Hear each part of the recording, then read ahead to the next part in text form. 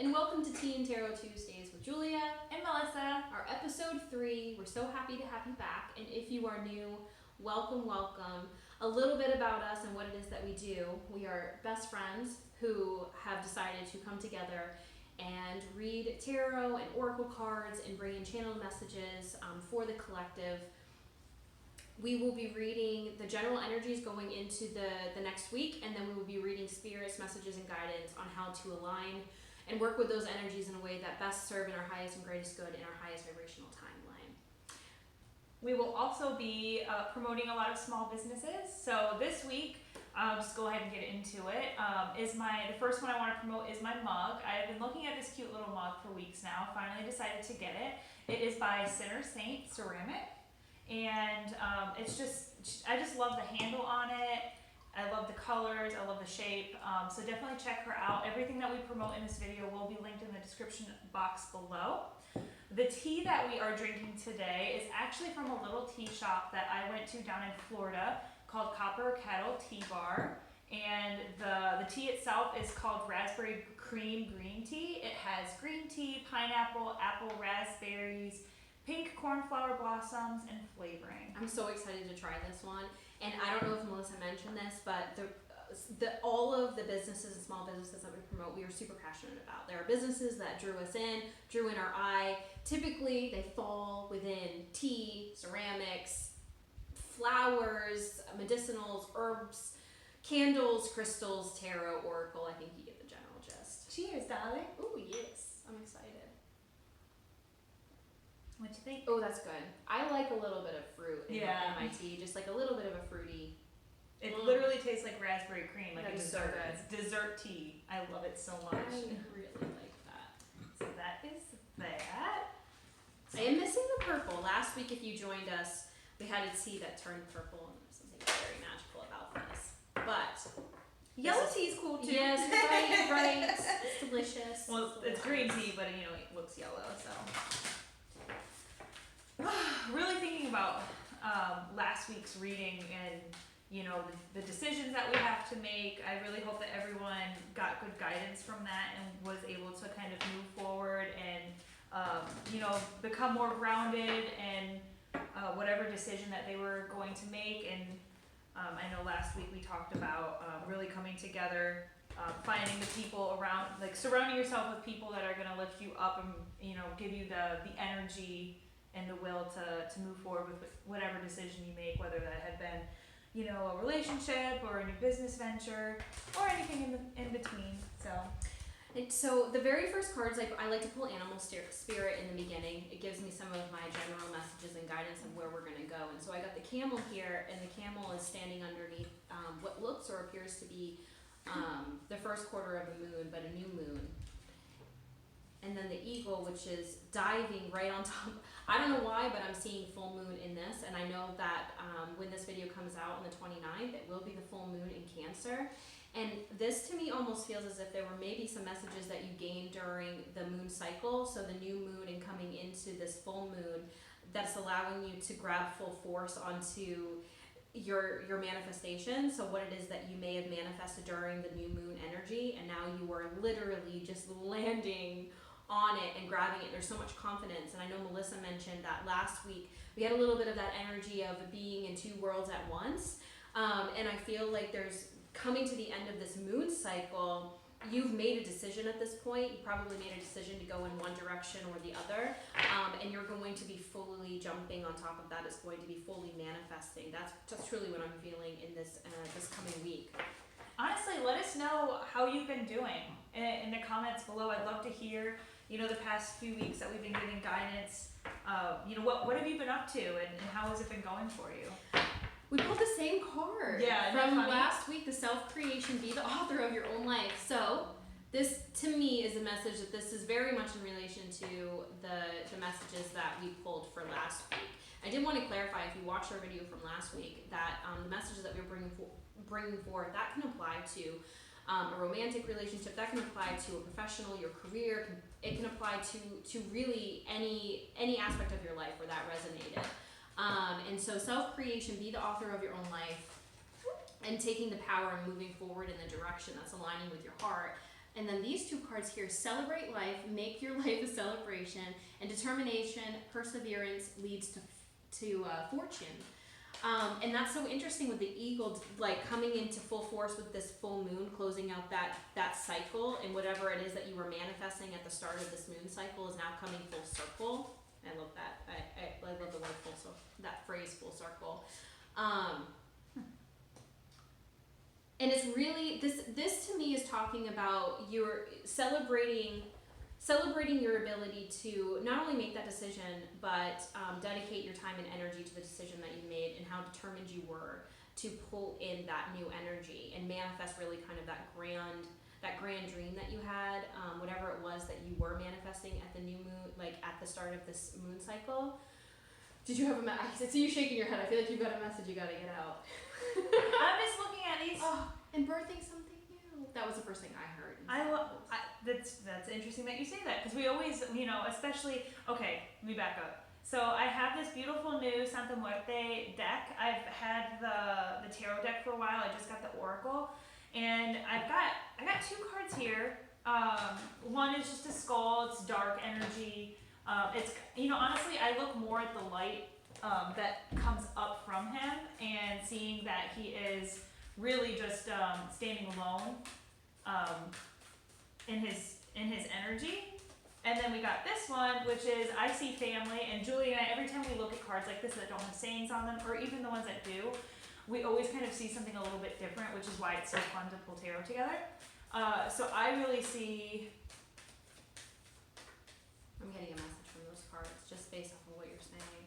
new, I don't know, I see new energy, new leaning on your family.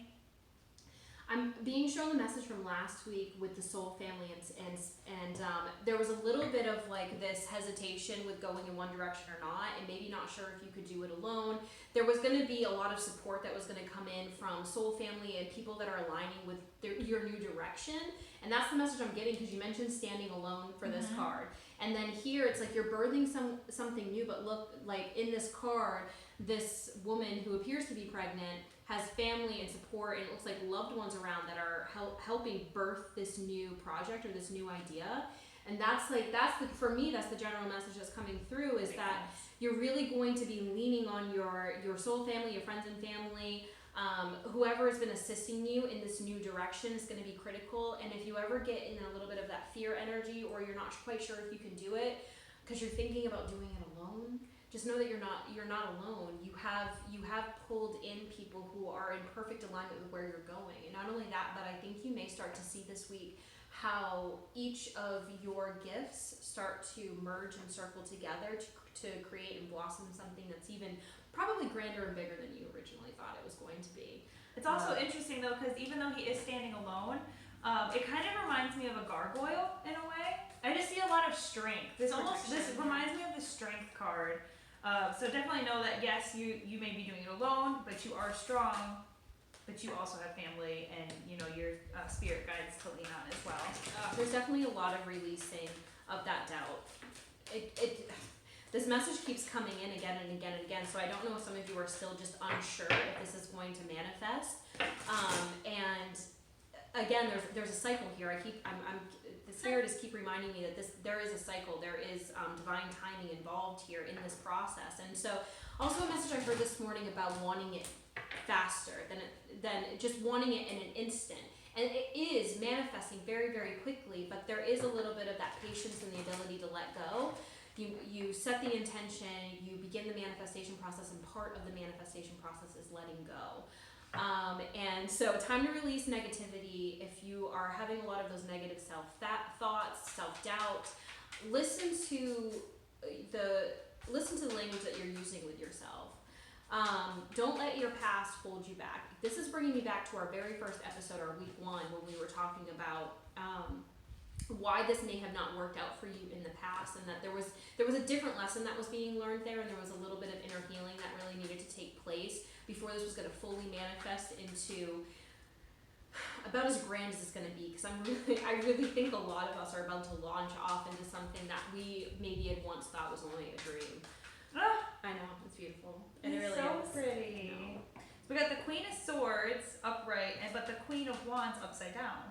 I don't know if you could, sorry, I got a message. Go for it. So the Queen of Swords talks about cutting out what is no longer serving you anymore. So anything that may be draining your energy, not something that is no longer aligned in your new frequency, your new vibration.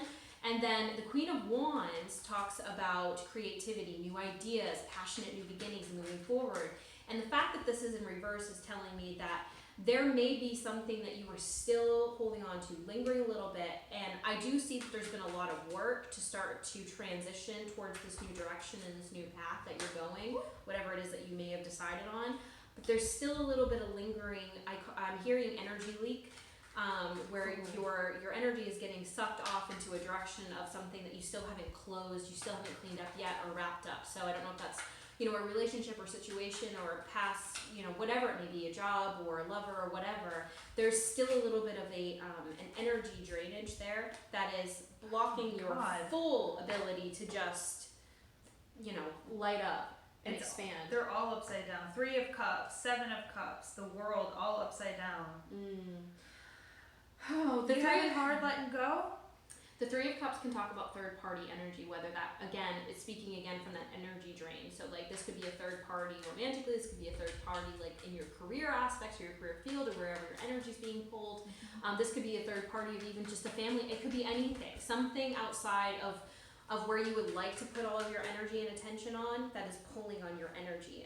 And there is a need to really step into that Queen of Swords energy and cut it out and to hold your boundaries. I'm hearing there's some boundary work that needs to be done of healthy boundaries. Your price is way too high. You need to cut it. 2 of Swords. That's the first message I got. Your price is way too high. You got to cut it. I also really think just another message about this energy. I think there's a lot of illusion here. I think there's a lot of whatever makes you think that you still need to hold on to this, or what makes you think that you have an inability to cut it off, or if you have any fears around that of like what may happen if you do release it. I'm hearing that that's a little bit of it's an illusion. It's an idea that you're creating in your head. It's actually not going to be as difficult as maybe you think it's going to be.